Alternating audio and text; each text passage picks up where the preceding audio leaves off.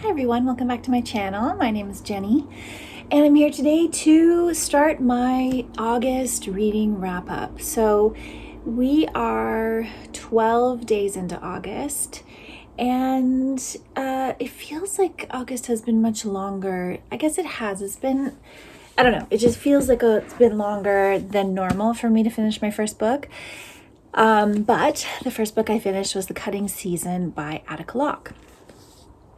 So I picked this up because I wanted something pacey, and this book definitely delivered that for the beginning. So I'd say the first 100 pages or so, I was quite absorbed in the plot. So we follow Karen Gray, who is our protagonist, and she lives on a plantation that has become a tourist attraction in modern day. It's kind of the mid 2000s. With her daughter, and she's the only person that lives on the grounds of this plantation in one of the many buildings. And there's a whole cast of characters who help her run this place. So they host weddings and events, they do tours for school groups, they represent the history of Louisiana. They are showing the kind of plantation life through their theatrical reproductions and through tours of the grounds. And right beside them is a sugarcane field that is owned by a huge corporation that, are harvesting cane for profit. And so the plantation is owned by, and Karen is African American, and her ancestors were slaves on this plantation. And so Karen is lost in various ways. She is separated from her daughter's father, who lives in Washington, D.C. and is working in the Obama administration and is getting remarried. And so her life is she's kind of in a holding pattern for her life, working at this plantation, which is actually where she grew up because her mother was formerly the cook. And so she's lived here all her life. She was very entwined with the white family that owned the plantation. And so a murder happens on the plantation and the mystery ensues from there. So like I said, I really enjoyed the beginning and first 100 pages, but I did find that things started to get a bit dull for me in the middle. And I did end up enjoying the way the mystery was resolved. At first I was like, no, I don't want that to be the person that committed the murder. But it felt a little bit like the murder itself became a subplot amidst lots of other things that were going on for Karen and for the characters of the book. So I did think that it was resolved well. It didn't feel too rushed, which sometimes I find murder mysteries do feel that way. They feel like they get wrapped up too quickly for me after all this buildup. And I do think that there was a bit too much of a complexity added with some of the interrelationships. And I also found that, it was some of the writing style could have been fixed with some more editing. So things like listing all of the actors who do the performances for the school groups and tourists that come to the plantation, they always remain these very periphery characters. None of them become very important except for one. There's maybe 3 of them that have any real involvement in the plot. And then the author would list their names over and over, and is like, I don't think their names are important. Like, these are not characters that I can put a face to or remember because there's too many of them, and they're not involved in the action. So it's redundant to keep mentioning all their names every time you want to bring them into the story and make them. There was also a lot of attempting at making it feel like they were closer to Karen, the main character, than it felt. And it was kind of like showing or telling, not showing. Like there wasn't any actual connection there, and I don't think it was important to make it seem like there was. Anyway, just some little critiques around the relationship building, but I did overall enjoy it. I think it's possible that I will read another Attica Locke, potentially doing her crime series, which she's got in 3, I think it's a trilogy right now, or maybe it goes on long. I think it's called Bluebird, which is where I first heard of her. So I wanted to read a standalone just to see what I liked. And there is a possibility that I will read one of her books in the future, but this didn't blow me away. And I did get a bit annoyed with it at times in terms of the pacing. So that is my review of The Cutting Season by Attica Locke, and I will check in again with you when I have finished another book. Hey everyone, so last night I finished Melmoth by Sarah Perry on audio, and I think it's going to be really hard for me to talk about this book. One thing I can say about both of the books of Sarah Perry's that I've read so far is that they are so engrossing, and they take you to this place. I would say Melmoth was even more atmospheric than the Essex Serpent, but I preferred the Essex Serpent in terms of the story and the characters. I became much more engaged with them. Melmoth is a very dark and kind of tragic story. It has a strong element of fairy tale and gothic, atmosphere that is very introspective and quiet, and it has this, like I said, sense of a fairy tale. So you're being taken along on this journey, and you are like a witness to the story, the same way that Melmoth the witness is. And it's told through a few different perspectives and through different means.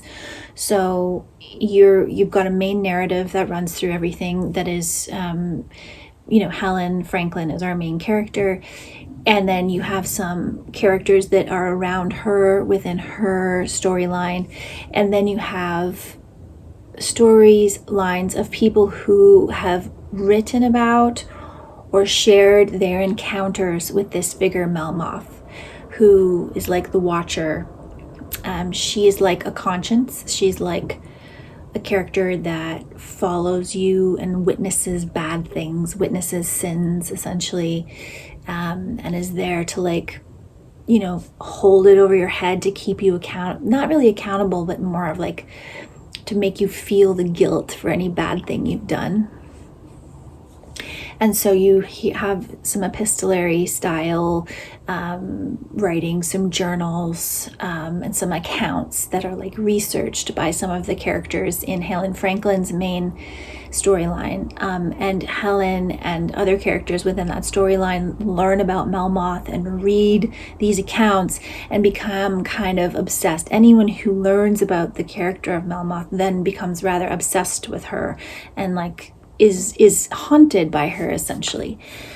So yeah, I think that pretty much explains it, without spoiling anything. I mean, it was a very absorbing story in a lot of ways. I was very wrapped up in it. I wanted to understand what was going on and figure out the point of the story, but I wouldn't say that there's some grand, I wouldn't say there's some grand moral really to the story. More this kind of foreboding sense that everyone carries their guilt with them, everyone carries their bad deeds around with this sense of guilt, and that humanity has these heavy loads that we're dragging with us. but that, you know, to give in to despair and to give up on hope is should not be an option, I guess, is what the big moral of the story was. So yeah, I think Sarah Perry has just this interesting way of grabbing you into a story, even if you don't want to necessarily be there, and just you just stay there. I think Melmoth was a pretty Marmite book. Doesn't really surprise me. Especially after reading The Essex Serpent, it's a really different vibe. Very, very different vibe. But I do like the way she, in Melmoth, it was a modern day story, but it felt very old. So there were all these things that like crossed over. And her descriptive writing, like the way she writes a scene, is so descriptive and so detailed. You have these little details of like, water pearls, freshwater pearls falling off a strand, and like just these things that are very like they're very visual, and that you like get wrapped up in those little details of like the way things look, and like the feeling and the smells and the seasons, and all those things are really brought to life in her writing. So I don't know if I'd recommend it. I think if you like dark Gothic stories that are quite bleak, then you might like this one. But if you're looking for a more feel-good story with like a kind of brighter sense and vibe, like The Essex Serpent, then I wouldn't say that this one is necessarily for you. And I am quite interested in reading her new one, I think it's called Enlightenment. So yeah, interested in reading that eventually. And that was Melmoth by Sarah Perry. I will check in again when I finish another book. Hey everybody. So I just finished Painting Time by Maylis Kerengal, translated by Jessica Moore from the French. And I am definitely going to do a review of this book, so I'm not going to talk too much about it here. And I'll either, if the review comes out first, I'll link it down below, and if not, just, come back to my channel and find it. But this was so good. I now want to read all of Maylis Kerengal's work. It's really hard sometimes when I love a book, I find it really hard to talk about it. This is so, there's some things that the author describes in here that I've never heard anyone talk about in a book before, that resonated so deeply with me. Little scenarios from Paula, our main character's childhood, little snippets of her life that I resonated with so much. Because I feel like they're things that I haven't even thought about that I used to do as a kid, and I love that the author brought them up. And I love that this is there's a lot of different places in this book. The main character travels to different places. She is a painter. She's a decorative painter. And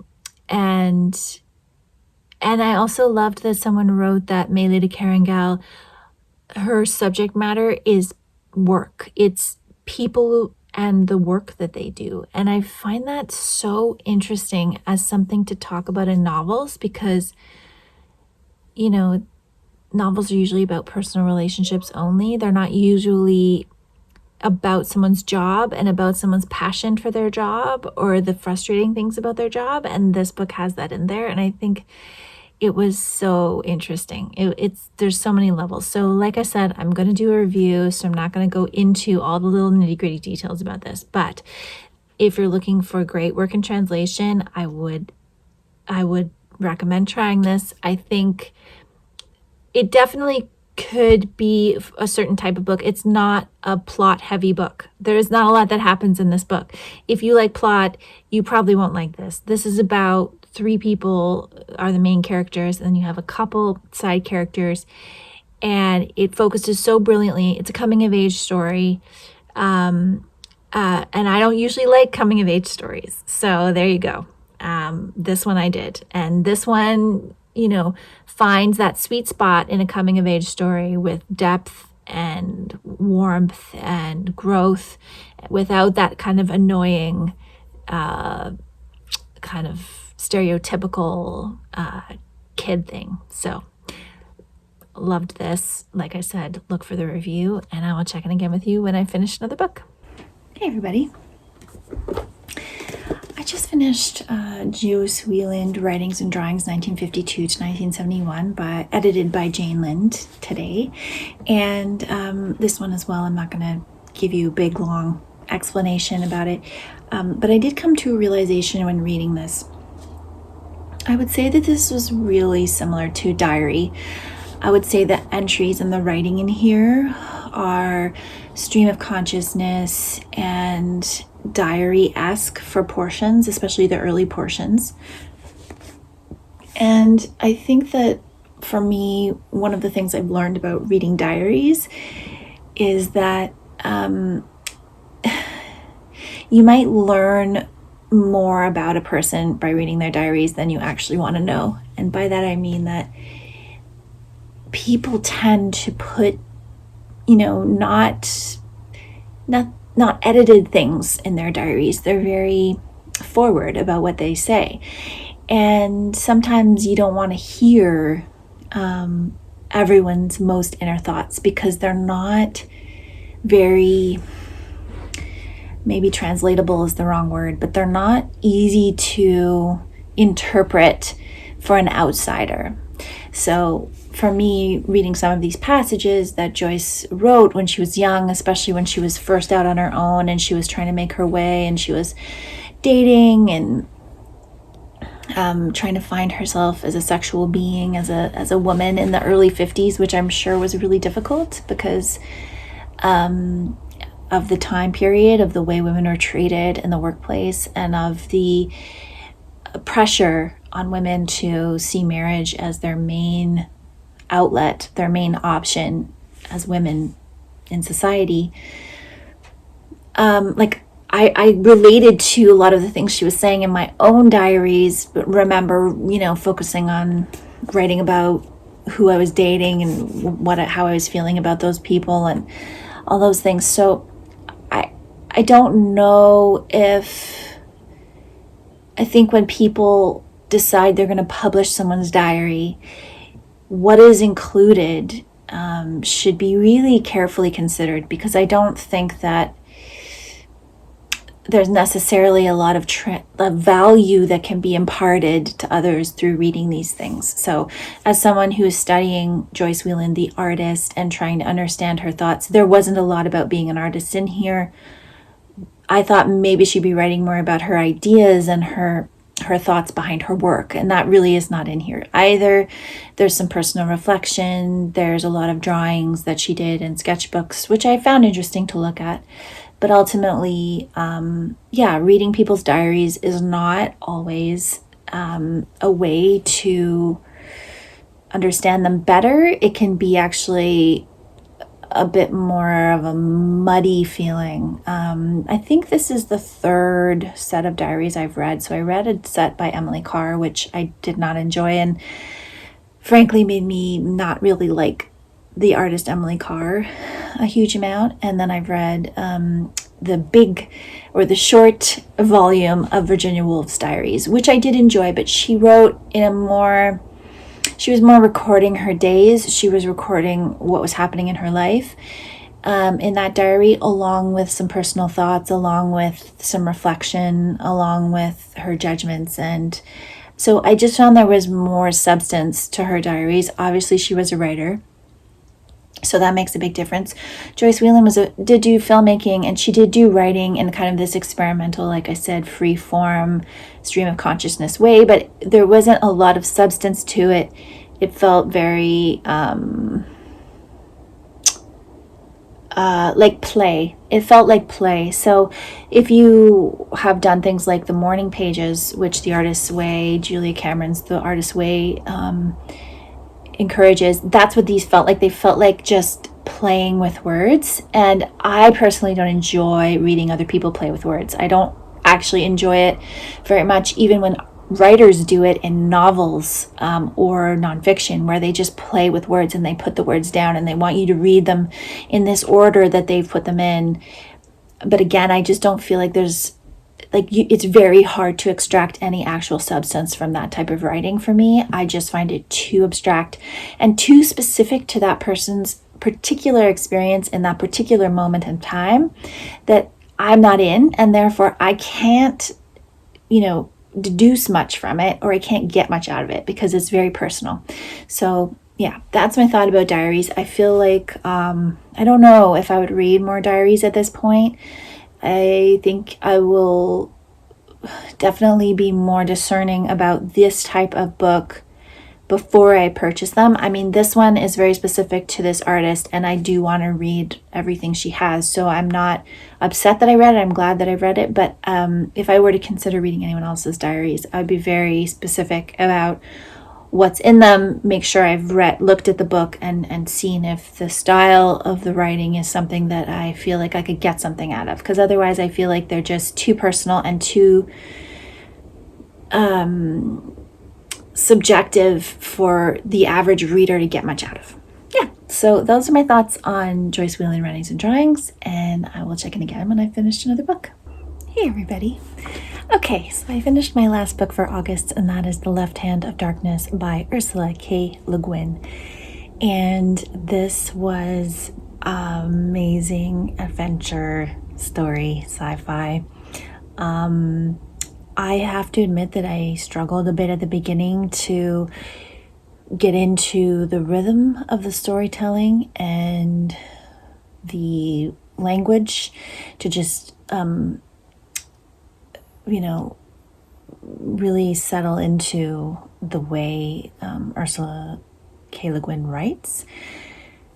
But once I was able to get into that rhythm, for the most part, the story was very absorbing, and I really enjoyed what is explored in this story. But I would say, it's an adventure story.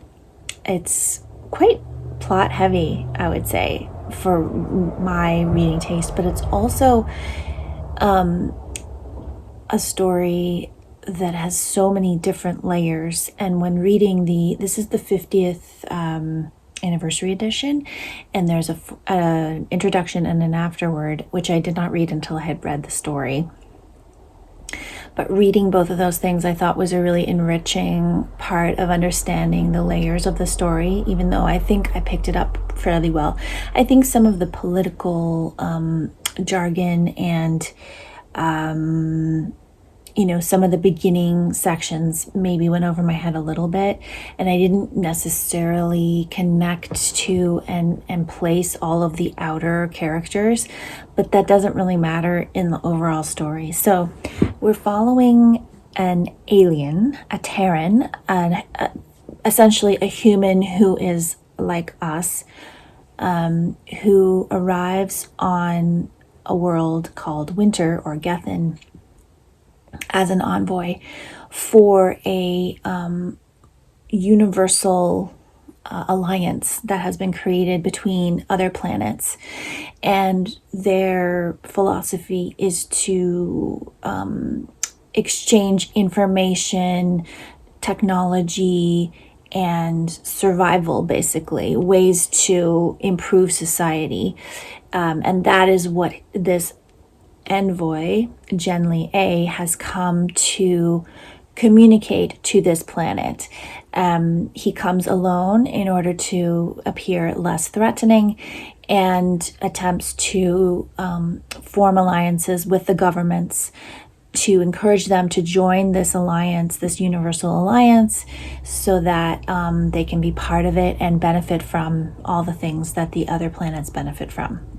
In that, he gets caught up in the politics of the two particular countries on this planet, and goes through an incredible amount of suffering and depravity and complex, communication, trying to talk to a completely alien society. the society that Genly arrives into is a asexual or bisexual society where humans possess both male and female reproductive organs. And so once a month they will go into a state called Kemer, basically like a mating or like a fertile time. And at this time they will develop either male or female genitals, and they will copulate at that time if they choose to. They don't have to. And that is how the society functions. And then after those few days, they go back into a more androgynous looking body. And so the ideas in here around gender, sexuality, humanity are so interesting and well explored. They challenge these ideas of why certain things are delegated to certain sexes in our society. So it's an observational novel as well about what it is to be a gender and what it means to be human, and even Genly's own biases are present because he is male. And so he puts qualities onto the humans he encounters based on his own bias around gender. So he'll associate some of the qualities with a male sensibility and some with female, and he's disdainful of the female ones. And so you get this really interesting observation of what a world would be like if we didn't categorize people based on these things and saw them more as just a human with qualities. So it's, yeah, and there's a relationship that forms between Genly and a member of the politics of one of the countries, Estraven. And their relationship is fraught. Their relationship is a lot of distrust between the two of them, but they end up having to overcome that in like a really amazingly described journey that is just, so evocative. You feel like you're there with them in every moment, suffering through what they're suffering through, and it's just very well written. I have to say that even to halfway through this, I was very engaged with it, but didn't think that it would become a favorite novel by any means. But by the end of this, I was so absorbed by it and so involved in what was happening in the story that this is a 5-star novel for me. And I believe I will most likely purchase my own copy and reread it at some point in the future. I have obviously I find novels that deal with ideas of gender and sexuality to be very interesting.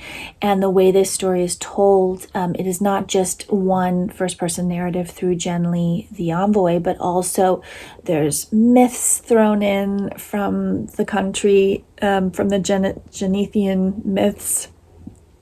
There are previous reports from previous aliens who visited this planet and their observations over what the society is like. And you also get some points of view from Estraven, our other character. So, you get multiple perspectives. They all build to create this really rich world that you're in. And I just really enjoyed it. This was written in 1969, so it's very interesting to, think of Ursula K. Le Guin thinking of these questions in the context of the time frame she was in. And this is actually an area of sci-fi that I'm really interested in delving into further. So if you happen to know of any more modern or even older sci-fi novels that delve into issues of gender and sexuality, I know I have read one in school that was called Women on the Edge of Time, I believe that's what it's called. And I'm going to reread that one. I have my copy from school still, because it deals with these questions in a very different way. So I'm interested in, kind of going down a rabbit hole a little bit with these types of novels and kind of comparing and contrasting their views and how they deal with the subject. So yeah, that is my final read for August of 2024. And thank you so much for watching, and I'll be back again soon with another video.